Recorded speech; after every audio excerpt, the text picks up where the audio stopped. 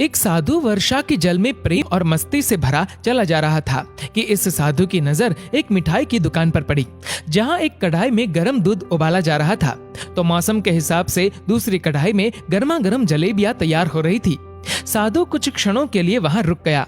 शायद भूख का एहसास हो रहा था या मौसम का असर था। साधु हलवाई की भट्टी को बड़े गौर से देखने लगा। साधु कुछ खाना चाहता था, लेकिन साधु की जेब ही नहीं थी तो पैसे भला कहां से होते। साधु कुछ पल भट्टी से हाथ सेकने के बाद चला ही जाना चाहता था कि नेक दिल हलवाई से रहा न गया और एक प्याला गर्म दूध और कुछ जलेबियां साधु को दे दी।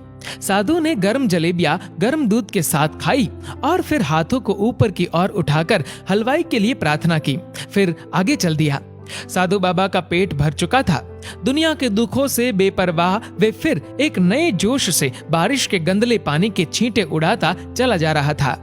वह इस बात से बेखबर था कि एक नव विवाहित जोड़ा भी वर्षा के जल से बचता बचाता उसके पीछे चला आ रहा है। एक बार इस मस्त साधु ने बारिश के गंदले पानी में जोर से लात मारी। बारिश का पानी उड़ता हुआ सीधा पीछे आने वाली युवती के कपड़ों को भिगो गया। उस औरत के कीमती कपड़े कीचड़ से लथपथ हो गए।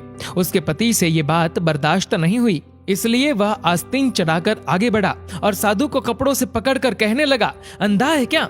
तुझे नजर नहीं आता? तेरी हरकत की वजह से मेरी पत्नी के कपड़े कीचड़ से भर गए हैं। साधु हक्का बक्का सा खड़ा था, जबकि इस युवा को साधु का चुप रहना नाखुशगवार गुजर रहा था। महिला ने आगे बढ़कर युवक के हाथों से साधु को छुड़ाना भी चाहा, लेकिन युवक की आंखों से निकलती नफरत की चिंगारी देख वह भी फिर पीछे खिसकने पर मजबूर हो गई। राह चलते राहगीर भी उदासीनता से ये सब दृश्य देख रहे थे, लेकिन युवक के गुस्से को देखकर किसी में इतनी हिम्मत नहीं हुई कि उसे रोक पाए।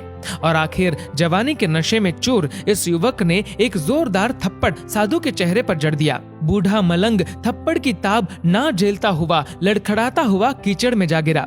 युवक ने जब साधु को नीचे गिरता देखा तो मुस्कुराते हुए वहां से चल दिया। बूढ़े साधु ने आकाश की ओर देखा और उसके होठों से निकला, वाह मेरे भगवान, कभी गर्म दूध जलेबियां और कभी गर्म गर्म थप्पड़, लेकिन जो तू चाहे मुझे भी वही पसंद है। ये कहता हुआ वह एक बार फिर अपने रास्ते पर चल दिया। दूसरी ओर वह युवा जोड़ा अपनी मस्ती को समर्पित अपनी मंजिल की ओर अग्रसर हो गया। थोड़ी ही दूर चलने के बाद वे एक मकान के सामने पहुंचकर रुक गए। वह अपने घर पहुंच गए थे। वे युवक अपनी जेब से चाबी निकालकर अपनी पत्नी से हंसी मजाक करते हुए ऊपर घर की सीढ़ियां चढ़ रहा था। बारिश के कारण सीढ़ियों पर फिसलन हो गई थी। अचानक युवक का पैर फिसल गया और वह सीढ़ियों से नीचे गिरने लगा। महिला बहुत जोर से शोर मचाकर लोगों का ध्यान अपने पति की ओर आकर्षित करने लगी, जिसकी वजह से काफी लोग तुरंत सहायता के लिए युवक की ओर लपके, लेकिन देर हो चुकी थी। युवक का सर फट गया था और कुछ ही देर में ज्यादा खून बह जाने के कारण इस नौजवान युवक की मौत हो गई। कुछ लोगों ने दूर से आते साधु बाबा को देखा तो आपस में कानाफूसी होने लगी कि निश्चित रूप से इस साधु बाबा ने थप्पड़ खाकर युवक को श्राप दिया है, अन्यथा ऐसे नौजवान युवक का केवल सीढ़ियों से गिरकर मर जाना बड़े अचंभे की बात लगती है। कुछ मनचले युवकों ने ये बात सुनकर साधु बाबा को घेर लिया। एक युवक कहने लगा कि आप कैसे भगवान के भक्त हैं, जो केवल एक थप्पड़ के कारण युवा को श्राप दे बैठे। भगवान के भक्त में रोष व गुस्सा हरगिज नहीं होता। आप तो जरा सी असुविधा पर भी धैर्य न रख सके। साधु बाबा कहने लगा, भगवान की कसम, मैंने इस युवा को श्राप नहीं दिया। अगर आपने श्राप नहीं दिया तो ऐसा नौजवान युवा सीढ़ियों से गिरकर कैसे मर गया? तब साधु बाबा ने उन सब से एक अनोखा सवाल किया कि क्या आप में से कोई इस घटना का चश्मदीद गवाह है? एक युवक ने आगे बढ़कर कहा, हाँ, मैं इस सब घटना का चश्मदीद गवाह हूँ। साधु ने अगला सवाल किया, मेरे कदमों से जो कीचड़ उछला था, क्या उसने युवा के कपड़ों को दागी किया था?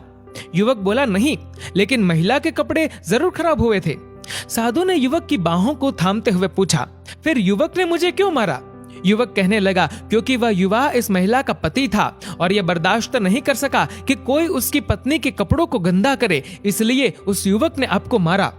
युवक की बात सुनकर साधु बाबा ने एक जोरदार ठहाका बुलंद किया और यह कहता हुआ वहां से विदा हो गया, तो भगवान की कसम, मैंने श्राप कभी किसी को नहीं दिया, लेकिन कोई है जो मुझसे बहुत प्रेम करता है। अगर उसका यार सहन नहीं कर सका तो मेरे यार को कैसे बर्दाश्त होगा कि कोई मुझे मारे। और मेरा यार इतना शक्तिशाली है कि दुनिया का बड़े से बड़ा राजा भी उसकी लाठी से डरता है। उस भगवान की लाठी दिखती नहीं और आवाज भी नहीं करती, लेकिन पड़ती है तो बहुत दर्द देती है। हमारे कर्म ही हमें उसकी लाठी से बचाते हैं, बस कर्म अच्छे होने चाहिए। हमारी संपत्ति के उत्तराधिकारी अनेक लोग हो सकते हैं, लेकिन कर्मों के उत्तराधिकारी केवल हम स्वयं ही होते हैं। दोस्तों, इस वीडियो को लेकर आपकी क्या राय है नीचे कमेंट करके जरूर बताएगा। और अगर आपको ये वीडियो अच्छा लगा हो तो इस वीडियो को लाइक करेगा, शेयर करेगा ज्यादा से ज्यादा लोगों तक। और ऐसे ही और भी इंस्पिरेशनल वीडियोस के लिए सब्सक्राइब करें हमारे यूट्यूब चैनल को और फेसबुक पर फॉलो करें हमारे पेज को। धन्यवाद।